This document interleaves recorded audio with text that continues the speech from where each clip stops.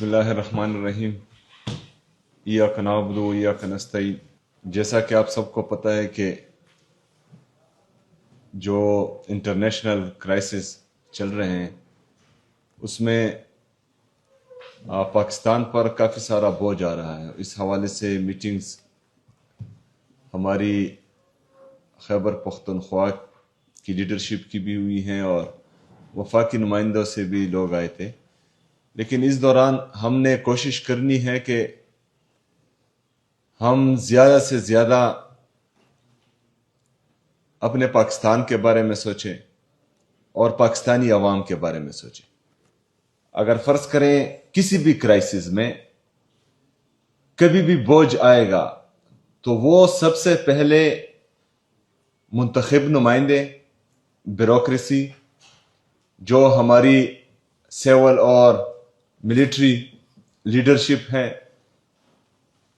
اس پر آنا چاہیے۔ حکومت کو، حکومت سے جڑے ہر ادارے کو،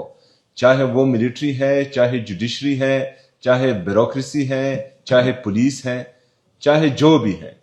سب سے پہلے ان کو اپنی شاخرچیاں کم کرنی چاہیے، اپنی پروٹوکولز میں کمی لانی چاہیے،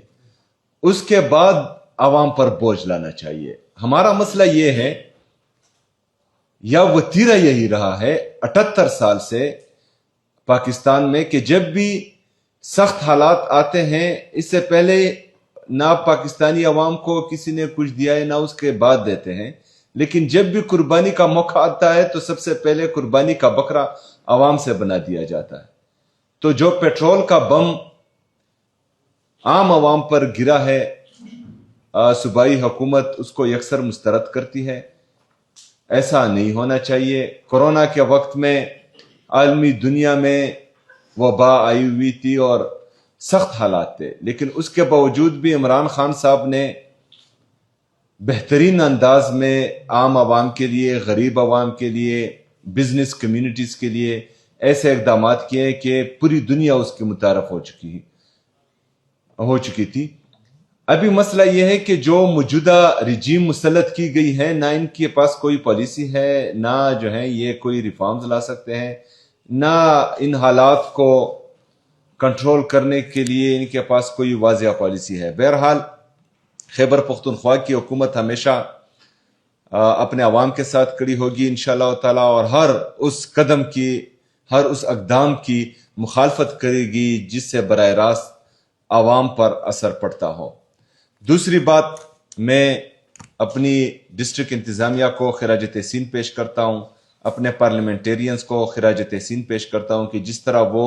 احساس رمضان دسترخوان کو چلا رہے ہیں اور لوگ اس سے مستفید ہو رہے ہیں، تو مجھے بہت اچھی رپورٹیں آ رہی ہیں ماشاءاللہ، اور اس طرح آپ یہ کام بہترین انداز میں آگے لے کر جائیں۔ اس کے ساتھ ساتھ جو ہمارا مزدور طبقہ ہے، میں دیکھتا ہوں کہ ہمارے جتنے بھی ڈویژنل ہیڈ کوارٹرز ہیں جہاں باہر سے لوگ مزدوری کرنے کے لیے آتے ہیں، وہ روڈ کنارے بیٹھے ہوتے ہیں، ان کے بیٹھنے کی کوئی جگہ نہیں ہوتی۔ تو میں یہ چاہتا ہوں کہ احساس مزدور کے نام سے ان کے لیے ہر ڈویژنل ہیڈ کوارٹر میں ایک شیلٹر کا بندوبست کیا جائے جہاں پر وہ بیٹھ سکیں، وہاں پر ان کے لیے پانی کا بندوبست کیا جائے، اور جہاں جہاں پر آپ کو ابھی لگتا ہے کہ یہاں پر مزدور بیٹھتے ہیں تو وہاں پر بھی ایک دسترخوان کا انتظام کیا جائے۔ شکریہ۔